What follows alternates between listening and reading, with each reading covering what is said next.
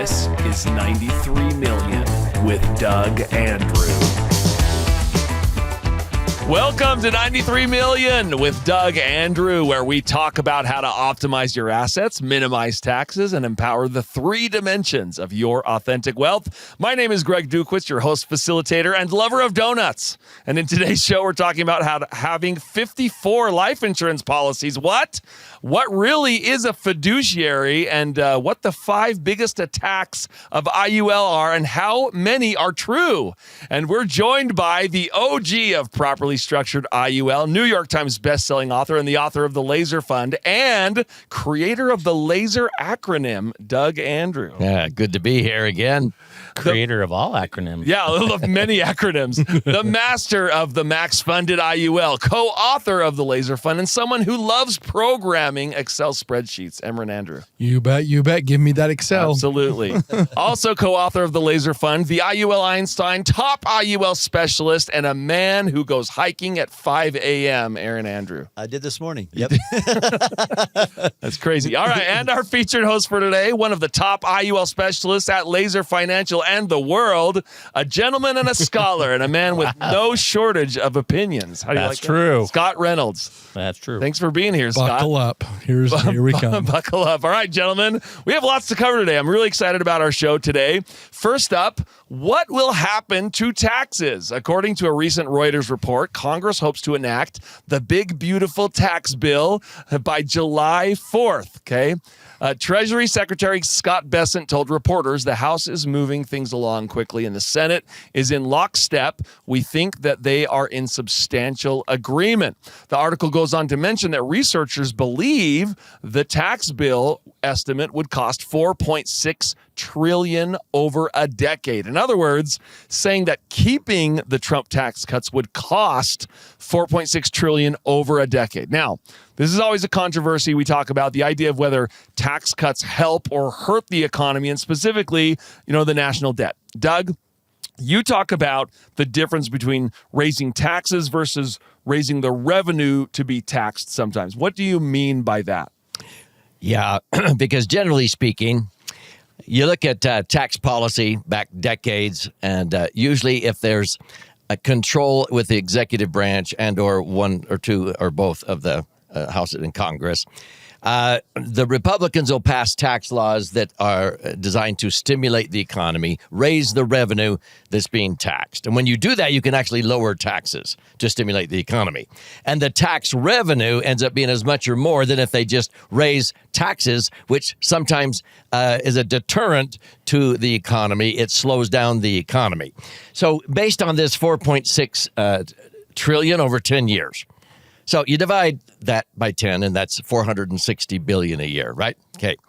Now, I mentioned in another segment, the IRS collects about $6 trillion in tax, okay? Mm-hmm. And the GDP is about $30 trillion. So as a ratio, it's about 20%.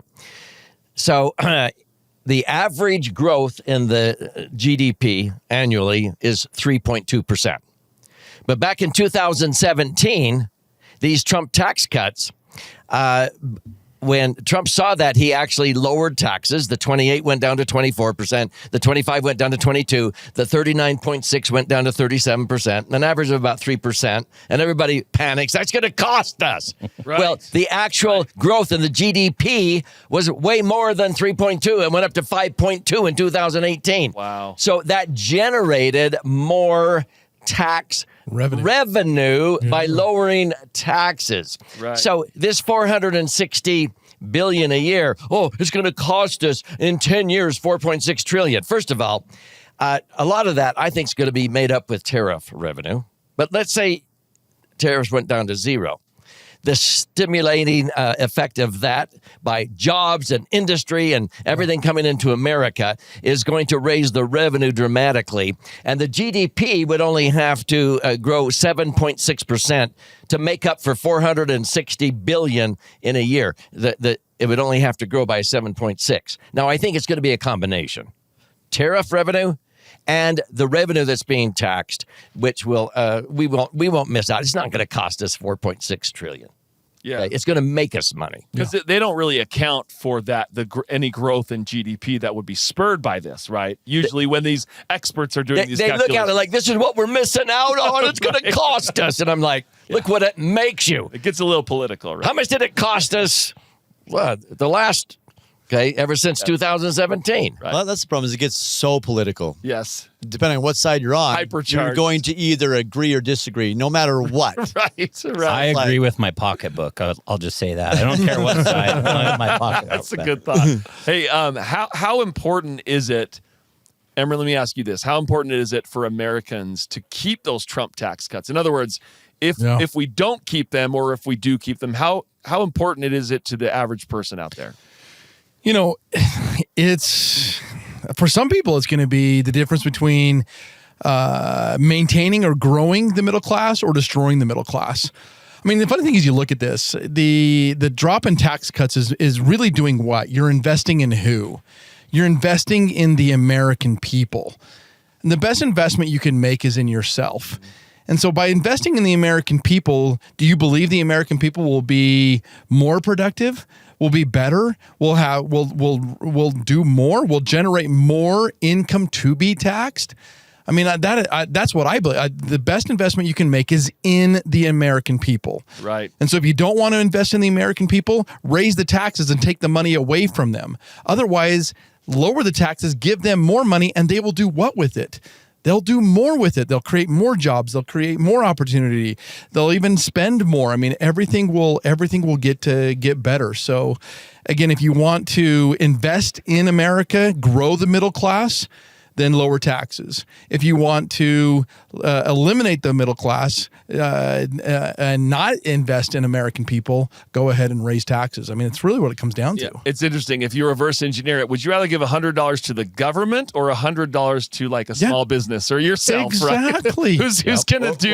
Who's going to do What better was the with government it? doing recently with all that? I know exactly. I think Aaron, we what can are all your thoughts? we can all agree. Yeah, Yeah, we can all agree that they don't spend money very wisely. Correct. Yes. So, I mean, on all sides of the political spectrum. Correct. Yes, I think But- that's pretty safe to say. Yeah. So that's the thing is, So it's why like give them more? Yeah. I mean, come on. exactly what Emran said is like if people know taxes are going to go down, businesses already are planning on, okay, I can invest more money. I can do this. I can do that. Okay, Hire more people. Yeah. Or people that are consumers like, oh, I got more money to spend. Right. Yep. Okay. So it's, just basic, simple, Yeah.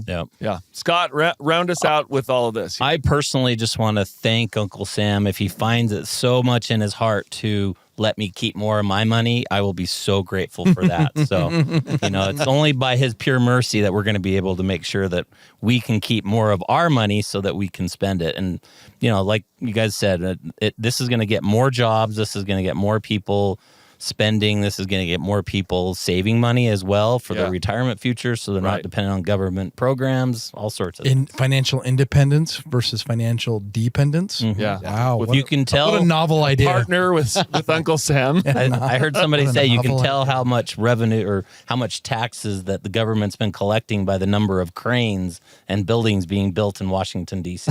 That's a good one. Yeah. If the Trump tax cuts of 2017 expire, if they don't do this, it will be one of the largest tax increases we've seen in a long time. Right. Let's just take the 24% tax bracket. That moves from 24 back up to 28. Now, some people say, well, that's only 4%. No. Now, listen. If that married couple filing a joint tax return, on every $1,000 of taxable income, they were paying at 24%, $240. And now they pay $280. That's $40 more. $40 is what percent of the 240? It's 16.66% more money. Yeah. It's not 4% more. It's 16.66% more increase. money. And people are going to be shocked. And that's going to cause things to implode and maybe the recession and everything else. It's that 0.666 that everybody should be Yeah, worried about. yeah. Okay. All That's right. where you catch them. Yeah, coming up later, 5 attacks on indexed universal life, and at least one of them is true. But first, just a reminder that if you're enjoying this content and you want to see more of it, please like and subscribe and ask us a question or comment. We may use it in one of our next shows. Well, why do you have 54 life insurance policies? Wow. According to a Yahoo Finance article by Ben Weiss, incoming SEC chair Paul Atkins and his wife have 54 life insurance policies. That's a lot Yeah. of policies. Yeah, way to go, Ben. I mean, just let that soak in for just a little bit, okay? The article says the decision to get these policies flummoxes some experts, and according to James Carson from University of Georgia, it makes no sense for an individual to have that many universal life policies. Yes, it does. He just can't fathom it, right? Scott, you're actually the one that kind of turned us onto this, spotlighted this article for us. What are your thoughts? What does an article like this mean, or what does it show? Well, first of all, there's lots of things I love about it, but the fact that the incoming SEC chairman, What does SEC stand for? Securities and Exchange Commission, Like investments, right? investments, the people that have fiduciaries, they're all under the umbrella of Right. the SEC. Yes. This guy coming in has 50 plus insurance policies. Right. Well, why would he have over 50 insurance policies? He must know something that most people don't know. I think it's because he likes them. No. I heard very clearly it flummoxed the experts. It's because the experts don't get it. Right. And I think that's one key that we pound over and over and over again. People don't understand what we do. Yeah. Dave Ramsey doesn't understand what we do. Lots of other people don't understand what we do. Well, I wonder what, Dave's one-sided. response is to that, right? I want to know what Dave's response is. Yeah, to that's that. a good That point, would be right? Right? What does Dave think Just- about this guy just, owning 54 insurance I'm policies? Ask Ask very him. torn on how to respond to that. It's an early How have you thought succeeded experiment. so well? Doug, you should contact Dave and ask him why. So, but the other thing that I like about this is that he gets it. I mean, it's obvious he gets it. 50 plus means I understand it and I love it and I'm going to keep doing I it. figured it out. Yeah. I figured it He out. probably didn't get those all at once, right? He No. probably got some like, well, this is pretty nice. Yeah. I'm going to get some more. Yeah, and he does it for estate planning, All kinds of tax-free benefits, liquidity, safety, rate of return. Oh, wait, laser. Estate preservation. that's- and Yeah, his protection. income went up. He probably bought more and more. Yep. So yeah, That's right. Aaron, is there a legal, this is a great question. Is there a legal limit to the number of policies someone can own or have? I get this question all the time. All the time. Don't we? We get this question a lot. Well, how many can I have? Can I just have one? It's like, no, you can have as many as you want. So you can have like They can qualify. 54. Yeah, you can have as many as you want. It's not the number of policies, it's the total amount of life insurance that you can qualify for based upon your income, age, and net worth. So there's what we call financial underwriting guidelines. So yes, this is life insurance. We got to justify the life insurance on somebody's life based upon those things that we just mentioned. So we meet with somebody, like he probably couldn't qualify for all. Now we don't look at the 54 policies again. We look at the total amount of insurance that he has on him. Right. Maybe in his beginning years, he couldn't qualify for that much. Yeah. But as his income went up and so forth, he could qualify for more life insurance, get more policies. And that's what we see a lot of clients do is they fill one up because they have limits on how much you can put in a size. But yeah, that could have been all one policy as far as like right now, but he's had them throughout the years. So yeah, basically you can have as many as you want. It's not the number of policies, it's the amount of total insurance you can qualify. Insurance capacity is what they call it, right? Yeah. So insurance capacity. Doug, why would someone like this hold that many universal life policies? And they are universal, by the way. That's what they Yep. say. We're going to talk about that in a second. And it's because of what they can do. But going back to this capacity, when you're younger, you could get maybe 30 times your income. Later on, if you passed away at age 60, your beneficiaries, your kids are now hopefully independent. Those that you leave behind would not need income as long. So it starts to switch to a factor of your net worth. So this gentleman his net worth has kept going up, so he keeps qualifying because you can have at least 1 times your net worth in death benefit is sort of a general rule of thumb. Okay, now why do they?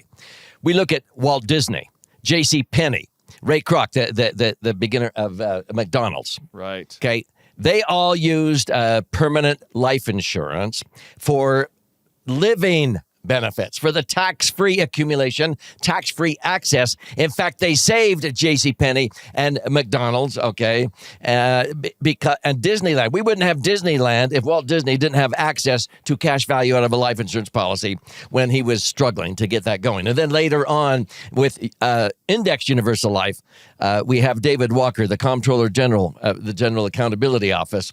He loves having money in Indexed Universal Life. And who would know better than him, okay?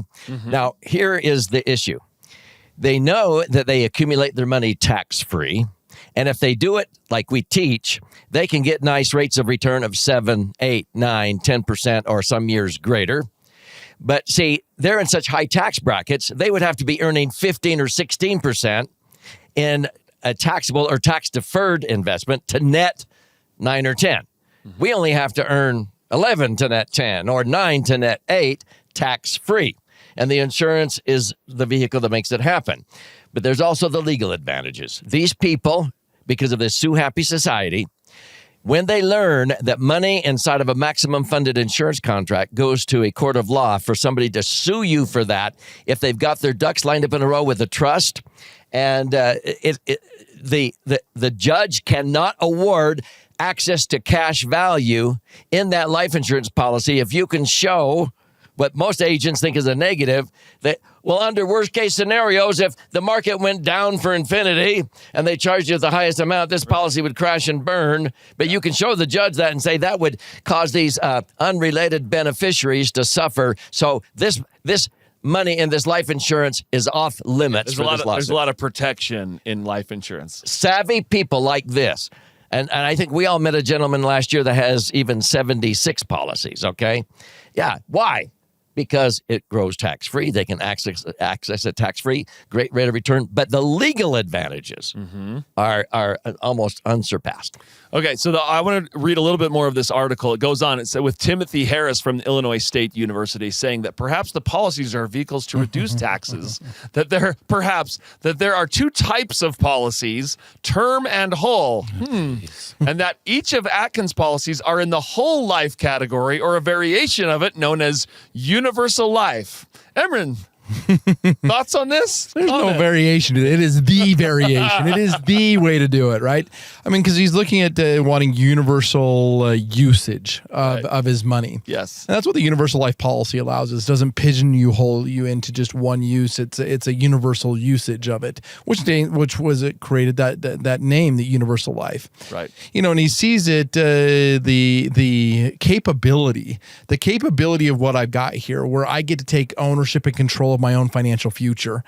And I see that with those 54 policies. I mean, he figures out how to succeed once, and people are striving out there trying to create wealth here. They're rolling up their shirt sleeves, going to work, trying to create that, and some people might make their first million. They make their first million. They're like, sweet, I'm done. But then you got the real people out there. My dad talks about the strivers, drivers, thrivers. What's a thriver? Well, the definition of a thriver is somebody who, once they figure out success, you repeat it. Right. Process. All right. Don't just succeed. Why succeed once? Why not succeed 54 times? At least. Right? Succeed 54 times. You mean just buy one piece of real estate, and if that's really successful, don't buy any more. Yeah. It was so good. I should only own one. I own one stock. It's been really good for me. So I'm I not buying shouldn't have any more. Otherwise, it might flummox the That's extra. right. You don't want to flummox the college professors. Well, that's the funny thing, too, is you got college professors, Dave Ramsey, other people. Yeah. They don't understand this. Yeah. And it's not that we're ripping on them, well, kind of, but they don't understand what we're doing. Legitimately. Yeah, and the reason we're Legitimately. chuckling too is like you guys didn't realize what he's using words he doesn't understand. Yeah. Like, Yeah. a lot of people- It's not a variation of whole life. It's totally No. different. It's its own. It's its own deal. I've heard Susie and It's its Dave own call deal. them indexed whole life policies. There's no such thing. As an index whole that's life. right. There's no such thing. People do that all the time. Well, they're trying. They're trying. We got a whole life carrier right now trying. They're trying because they want to mimic. They're like, I want to try it. Yeah. Okay, well, that's another story for us. One another last day. thing. One last thing I want to say on this. All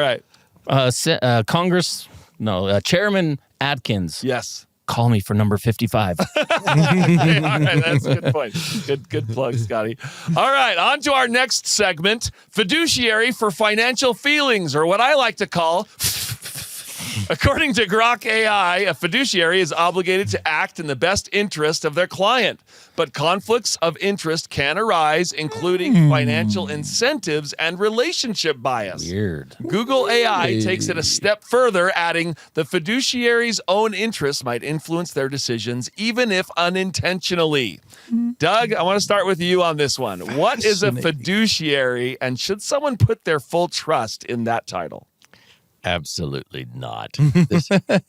A fiduciary, again, is somebody who's supposed to be looking out for the client's best interest, your best interest ahead of their own. Okay? Well, that would be like the pure definition, right? The pure intent. And I've always looked out for my client's best interest. But see, what happens is they hold themselves out. Well, I'm a fee-based fiduciary. We'll probably get into that.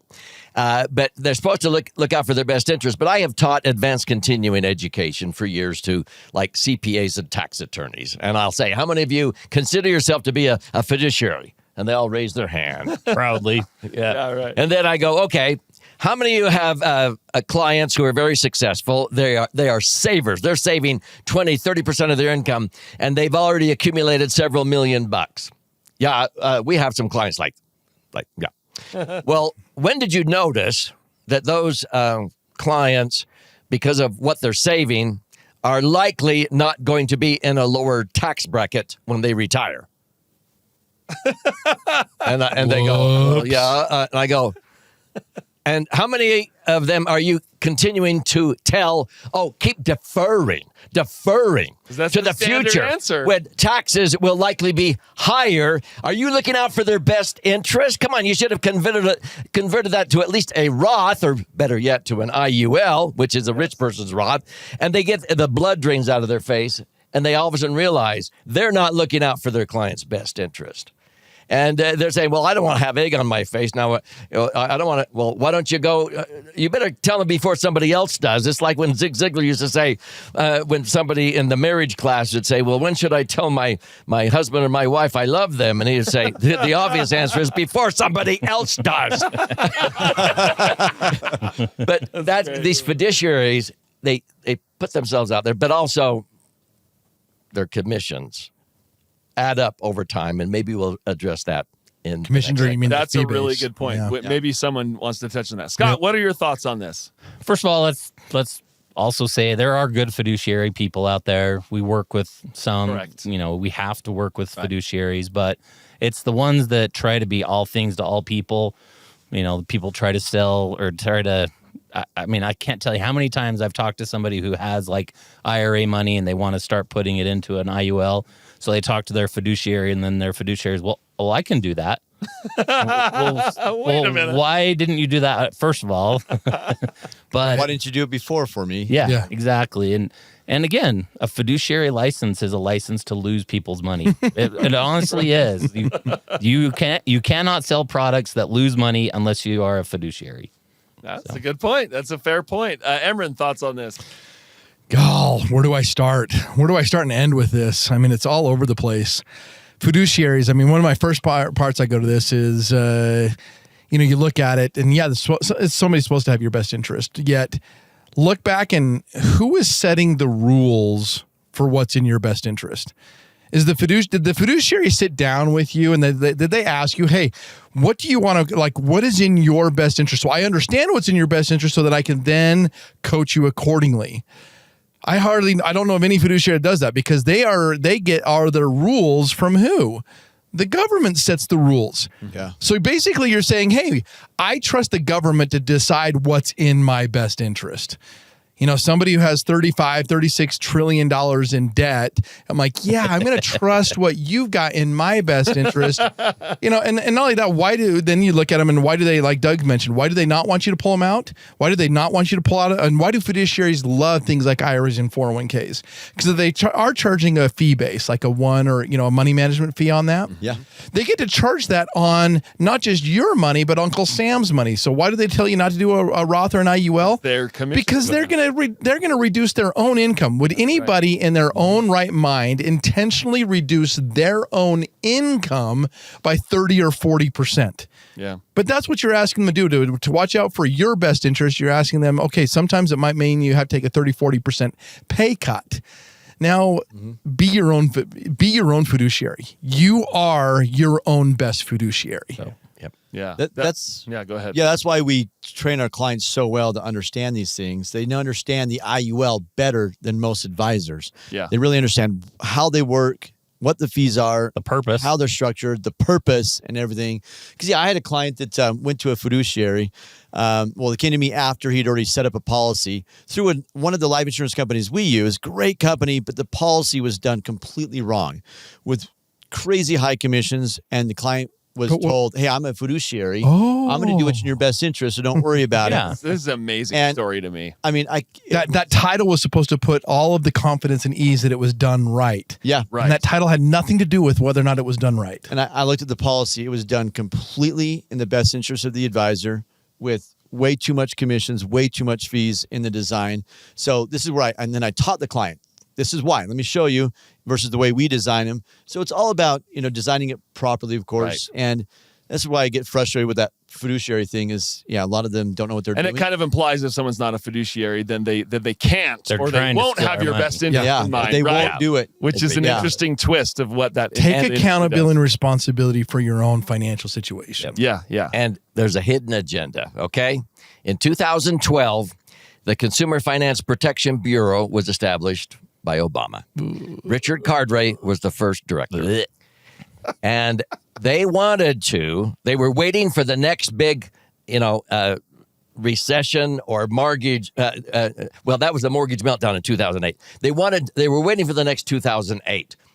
Now, what they were going to do is they were telling everybody, you need to become a fiduciary. Yeah. Because the next crash, the government was hoping to tap into this little $30 trillion rich plum yet to be taxed IRAs or 401ks, and they wanted to tap into it sooner. Yeah. So their plan was, all fiduciaries must allocate maybe 15, 20, 25% to U.S. Treasuries because we're going to protect you, and you must diversify everybody's IRAs or 401ks into U.S. Treasuries. And they were going to go grab 5 or 6 trillion of the 30 trillion. The government was going to borrow. I don't believe it. Wasn't that way. the My IRA? Like they introduced like the Myra. My IRA account. Yeah. They tried to kind of market that a little bit. Yeah. But they were going to say fiduciaries must do that if you're a fiduciary. Yeah, I love how they call it the consumer finance protect. I mean, it wasn't there to protect consumers. It was there to protect the government. Yep. I love how they name it, but then its purpose is to do something completely different. Yeah. The like- very group that creates this fiduciary license is the beneficiary of. But what they want. Yeah. Exactly. So The government's the one that created the fiduciary rule. Yep. They're doing that for you. No, they're doing that for themselves. Right. Yep.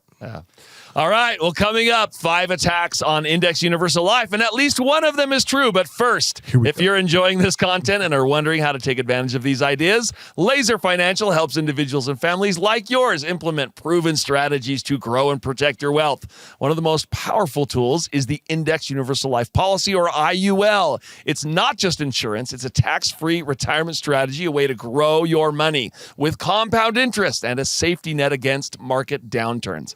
Imagine being protected from market losses while still participating when the market goes up, and having tax-free income that allows you to keep more of what you've worked so hard to save. Go to laserfinancial.com or call 801-505-0409 to schedule a free consultation and see how these strategies can work for you. That's laserfinancial.com or call 801-505-0409. Don't wait. Take the first step toward a brighter, more secure your financial future today. Chairman Atkins, that's my phone number right there. As I say, you could get an Extension opportunity to 277. Yeah, talk to Scott or me. give us a call. We'll take good care of you, okay? Are you a financial professional wondering how you can expand your business working with Index Universal Life or IUL? Are you leveraging IUL to its full potential? That's where IUL Insiders comes in. In the next few weeks, they're hosting the IUL Challenge. It's a free 3-day event designed specifically for financial professionals to help you build a thriving, scalable business that sets you apart from the competition. You'll learn proven strategies to market, design, and sell properly structured policies that deliver incredible results for your clients and for your bottom line. If you're ready to elevate your practice and scale your business, visit IULchallenge.com/93 to save your seat. Spots are limited, so don't wait. That's IULchallenge.com/93. Take your business to the next level. Okay, the 5 most common attacks on IUL, and one of them is true. Okay, we're gonna do this round robin style, gentlemen. Okay, a little bit different than our normal style, but all of you are free to kind of chime in. But let's start with attack number 1. Life insurance is not an investment. Emran, let's start with you on this one. Attack number 1, life insurance is not an investment. Is a properly structured IUL an investment? No. What? Next question, number 2. Wait, No, it's not. I mean, again, this is not an investment. So that attack is true? Is that what attack you're saying? is absolutely true. We You agree don't with want it to be an investment. Okay. Okay, we don't want it to be investment. Investments Explain fall that. under the category. Once again, they fall into the category of the SEC and FINRA, where you're looking at, well, like you said, fiduciaries that can allow you to what? Maybe they have a license to lose your money. Right. But again, it's not an investment. It is an asset class. Right. But we don't want it to be investment because we want to be able to have access to the sections of the Internal Revenue Code, Section 101, 72E, and 7702. Yeah. That allows us to establish the need that this is not earned passive or portfolio income. And if I don't have earned passive or portfolio income, then I can allow myself to create a tax-free vehicle, a tax-free asset that I can then access. I can manage it. I can own it. I can have ownership, take accountability and responsibility. And that's so I don't want it to classify as an asset because then you're gonna That's an investment. Yeah. The fact that it's a life insurance policy is what gives it all these tax advantages. Correct. We want to keep it that way. Yeah, we don't want it to be an investment. We don't want to do technically like a piece of real estate is not under the government is not considered an when you buy a investment home, either. but people refer to it as an Sure, you can revert because it's an asset. But but again, That's it's the not life there. insurance. Just like you just Basically, in the code, investments are taxed sooner or later, and they're usually subject to volatility. If that's an investment, I don't want one of those. That's why I own life insurance. Yep. Yeah. And so does someone else. Chairman Atkins owns 54. SEC chair. Soon to be 55. All right, attack number 2. The costs and fees will destroy the policy. We covered this recently in the Dave Ramsey segment we did. Here is a short video clip of us watching that segment. And so if you keep the stupid thing long enough, it will begin to be the point that the premium you're paying will not even cover the insurance cost. Oof. And so it starts to eat back into your savings just to keep the policy alive. Okay, that was a quick poll clip from our other episode where we covered that. Aaron, let's go to you on this one. Attack number 2, the costs and fees will cause the policy to implode. All right. So this is just totally wrong if you design it correctly. Right. So bottom line, everybody, is he's wrong when you design the policy correctly because he said when you pay your premiums, eventually down the road, it's not even enough to cover the cost. Right. Okay. It's like, I know it's like our clients fill these policies up in 5 years. They're not paying anything after that. Many of them. It's like a client I just showed this morning. He was asking that. He's like, they all talk about how these things are going to crash and burn down the road. I'm like, no. So we actually show money going in, fees coming out. Everything's fully disclosed. Yes. Yeah, empower yourself on how these work. Yeah, just understand it. It's math. Money goes in, money comes out, interest comes in. Right. Really simple. Yes. And it's all laid out in the book, in the Laser Fund book. Go to laserfund.com, get a book, of course. Yep. Let us know. We can get you a book. And then also, but these illustrations, it's all fully laid out. So if you structure it right, maximum funding with the least amount of insurance, the policy gets cheaper as you get older Okay, not more expensive. It goes down. Now the cost can go up when you get in your 80s, but not that bad. But you really look at the numbers, especially as a percentage of your bundle of money, right? Your account value. Yeah, and that's what I was showing this client. It had so much in there Relative to that, it cost stays was like efficient. so low, Right. and he had like millions of dollars in there, and his cost was draining out small amounts. It's like, no, this thing is great, and it's not going to crash and burn. So he's just wrong. That's a traditional way to structure life insurance, is the way Dave is talking about it, that some other advisors do. The way we structure it is 100% different. Yeah, and let me add, we've covered this on other segments, right? You guys have actually shown actual statements showing snapshots of years that are later, because his contention was especially in the later years of the policy, right? We have statements later years in the policy showing very small fees, actual proof, and we have a whole series dedicated to this. What's the series called? How does IUL does work? IUL work, right? Does IUL work? Does IUL work? It's a playlist we have, just example after example after example. Okay. And basically, in a nutshell, the longer it goes, like in the 25th, 30th year, retroactive, if your gross return averaged 9, you would be netting probably about 8, only about 1%. Retroactive back to day one. Right. But in the 25th year, if you earn 9, you're probably netting 8.8 or 8.9 because the costs have gotten cheaper as you got older. That's what I just showed this client this morning. His cost was 0.1%, not 1%, but 0.1%. Yeah, you can talk about our last show. We just talked about internal rate of return on one of our last shows. All right, attack number 3. Life insurance agents receive a huge commission for the policy, so it's a scam. Doug, I want to go to you on this one. We hear this one often. What are your thoughts on Only if you're a We kinda- fiduciary, we right? kinda It's only if talked you're a about fiduciary. That fiduciary example was. Yeah. All right, we touched on this a little bit, right? There's a commission there, so it's a scam. What are your thoughts on that? Okay. Well, I usually like to use the metaphor of a realtor. Okay. Let's say that you were hiring a realtor. Find me a $500,000 home. And realtor says, sure. And you say, well, what are your commissions? And the realtor says, well, standard 6%. Right. So if I find you a $500,000 home, you're going to pay about $30,000. And most people are fine with that. But what if the realtor said, or I have a better deal. Just pay me 1% of the value of this house every year for the next 30 years. What would you do? Even if it goes up in value? 1% on the 1% increasing value? As the house appreciates, just pay me 1% a year on the value of the house. Now, would you do that? That's a lot of 6%. Okay, so this is what I'm saying. When I they paid the say 30 that now. this has a high commission, if I have a client with $500,000, okay, let's say a 60-year-old, and they're going to fund their IUL, and let's say they funded $100,000 a year for 5 years, I might earn 6% of that. That might be $6,000 a year times 5 years. I was compensated $30,000, just like a realtor. Okay, but it's over. I only get compensated on the money, the new money that went in. I don't make money on the interest they're earning. Now, if they average 9.6%, like I have since inception of Universal Life in 1980 and then Index Universal Life, if you rebalance and diversify, your money doubles every 7.5 years. So $500,000 doubles to $1 million, and then in 15 years, it's worth $2 million, and then it's worth $4 million in 22.5 years, and in 30 years, $500,000 can grow to $8 million, tax free. What if an asset manager, a fiduciary, charged 1% a year? And if they actually performed that well, which most don't, and they took $500,000 and grew it to $8 million, it wouldn't be worth $8 million. It'd only be worth $6 million after tax and 25%. But if they actually performed the same way, and they charged 1% every year, they would have charged $980,000, just under $1 million. And they have the audacity to point fingers.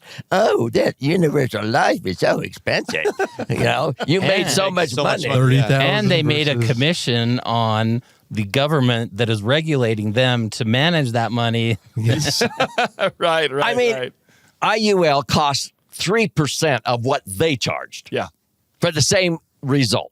Yep. Okay, great. Attack number 4. Indexing doesn't really work. The insurance companies can't really offer stock market upside with guaranteed floors. Scott, how do you respond to this attack? It's wrong. Is that one of the true ones? I mean, all of these are right and wrong. If it's done correctly, they're all going to work right. Right, that's a But great the point. indexing That's a great point. It does work, and that's why we love it so much. I mean, we love all of these little snapshots in time, the early 2000s, 2008, what we just experienced with COVID. And then, can we say that on YouTube still? But even this last couple of months, we experienced that, and it has proven that indexing does work. Yeah. And that's why we love it so much that, again, we don't care when the market goes down. We don't lose money. Yeah. But in fact, we kind of like it because the index is reset at that low level. Right. And then they grow and earn all of that interest back that everyone else is still trying to get that money. And we're earning right from day one as soon as the market goes up. I started a policy in 2007. My very first year was 2008. Woo. What did I get? Zero. But it was a lock-in and reset. And all of a sudden, I'm like, oh, that's cool. I didn't lose 40%, or if whatever. you would have put that in the stocks, you would have lost 40%. Right. And then of your money. 2009 and 10 and 11 and 12, while other people were trying to kind of claw back just to get to the break-even point, here I was getting these returns that were just awesome, and I didn't get a zero in the very year the market crashed in the first place. The reason I was getting those rebound returns. I had a guy Annual reset's the biggest thing people need to understand. Yeah, absolutely. So watch our other episodes. Annual reset, it's lock-in incredible. game. I talked to a guy in how it works. Oh yeah. Yeah, that's a good point. I talked to a guy in 2007. He was going to do one of these IUL policies. Then the market crashed. He's like, oh, I need to wait until I earn my money back. Oh, yeah. 4 years later, he called back. All right, I finally got my money back. I'm ready to do this. Which is crazy. Why in the world would you wait till your money gets back? Share 30% of that recovery with Uncle Sam in taxes. Right. Right. If the market crashes, pay Uncle Sam Less what he taxes. owes Then on you have on a smaller balance. smaller Exactly. tax. No, Right. pay him less than the market's going to come back up. Are you going to give him 40% of what it comes back up as? Right. Yeah. Ride the Gain market back up Be- tax-free. Yeah, think about it. Just Okay, think about it. okay. Attack number 5. You have to use loans to get your money out. Nobody wants to use loans. You have to use loans? Let's see. Doug, I'm going to come back to you on this one. Loans are such a scary word for people. What would you say to this attack? Well, first of all, you have to use loans? No, you don't. Right? Okay. In my book, Very I talk good about point. the sad way to access money. That's by dying. We don't recommend that It's one. one heck of Yeah. a return, but I don't recommend that one. Yeah, it comes at a high cost. Yeah. There's the dumb way, and that's to withdraw your money because it's no longer there earning interest. And so the third way is the smart way, and that's to borrow. So let me simplify this, okay? That's chapter 8, by the way, of the book. Okay. You are borrowing money technically from the insurance company and leaving your money there in the policy earning compound interest tax free, Earning $93 million. Oh. and you're borrowing at a lower amount than what they're charging, or it can be a zero wash loan. You could borrow at 2% and they can credit you 2%. But most savvy people, they will borrow with an index or an alternate loan like 4 or 5%. So let me go to you with this, Emran. You have a client that in March of 2020, COVID-19, the market dropped how far? It dropped about 15 to 18% in about 2 weeks, about a 2 week period of time. Yeah. And that spelled opportunity. When there's anxiety, it spelled opportunity. Buy low, And so sell high, you right? contacted about 800 of your clients or more, and you told them to move to what strategy? Well, one, I mean, if you're going to be at that low point, you don't want to, a lot of times in indexing, you have these caps, right? So you want to try to see if it's possible to remove that cap. Yeah, and you have different choices in, Correct. in many policies. And not just, you don't want to just remove the cap. You want to remove the cap on a volatile index like the S&P 500. Yeah. Right. And so what that means is because the likelihood the market was going to be up a year later, 1 year later was highly likely. We didn't know for sure, but highly likely. Well, even after if a it drop. went down again, they still would have been protected at what? Zero. I mean, the worst cases in the scenarios, they get zero no matter which strategy I'm in. So this strategy was a 1 year point to point with no cap, but it's called a threshold. We usually don't use that because maybe they charge 5%. Okay. Anywhere but yeah. And so we don't usually use it because if you average 12 and you subtract 5, you only net 7. Well, in that case, a year later, the market was up. 66.3%. Minus 5 equals a net of 61. 61.33%. In a life insurance policy. This index universal life, this client, now you had IUL. several clients who earned that, but the one I'm thinking about had about 850,000, and it got credited 535 grand in one single year, tax free. Yep. And at the end of 1 year, it was now worth $1,387,000. So here's my question: if that client needed some money, he could have withdrawn out of that 852,000. He could have withdrawn 800 grand. Yeah, he could Yeah, have. he could have withdrawn that, okay?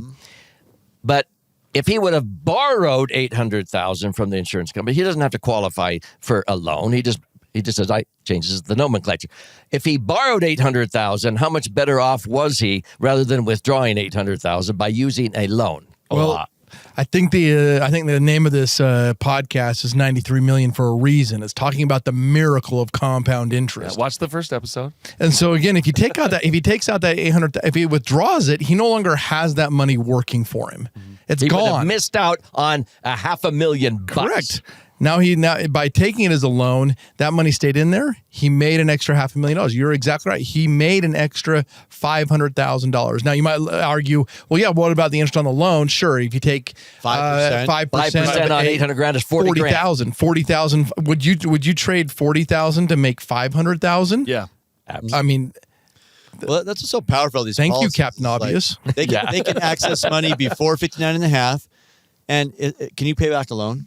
Yep. So they can put it back. Absolutely. They can pay it back. They can take it out. And with So with other business accounts, people can use this. Yeah. For Working it's capital. so Working capital. flexible and liquid, where other So financial products, they take money out, they can't put it back. So you're saying the loans are a good thing? I'm getting that impression. Positive. They're amazing. I could If go you on have and that on. millionaire Absolute, mindset, right? That millionaire mindset allows you to Yes. think differently. Become your own banker. Yes. All right. Hey, if you're enjoying this content and you're wondering how you can take advantage of these ideas, at Laser Financial, we help individuals and families like yours implement proven strategies to grow and protect your wealth. Go to laserfinancial.com or call 801-505-0409 to schedule a free consultation and see how these strategies can work for you. Don't wait. Take the first step toward a brighter, more secure financial future today. This content also brought to you by IUL Insiders. If you're a financial professional tuning into the show and you're wondering how you can expand your business working with Index Universal Life, or IUL, join us for the IUL Challenge. It's a free 3-day event designed specifically for financial professionals who want to master the art and science of IUL. Visit IULchallenge.com/93 to save your seat. Spots are limited, so don't wait. That's IULchallenge.com/93. Take your business to the next level. And now for the podcast question of the day. It's summer season and many people are planning vacations. Doug, you've put a twist on this and you've talked about something that you call vacations with a purpose. What is a vacation with a purpose? This will be our final segment for today. I love this topic. And I talk about this in my book, Entitlement Abolition, by the way. But a family vacation or retreat with a purpose, or a business retreat with a purpose, instead of just going on a vacation and, it's stressful or whatever, you're driving somewhere, you get there and people just lay around on the beach. Some want to go shopping and everything like that. I started to introduce, let's go on a family vacation and have a purpose. Yes. And, at first resistance. What? what are you going to do? Well, I want to teach you some things. I don't want to go learn. I'm out of school. I want a vacation without a I want to purpose. just Hey, quit picking on Aaron so much over here. Hey, I wanted to go. Okay. What it is, okay? We scuba dive, hike, golf, fish, and we do all kinds of neat activities. But a vacation with a purpose, we would have a theme, okay? And we would sometimes they would be spiritual themes because we're Christian, and we would gather together daily for a little devotional in the morning.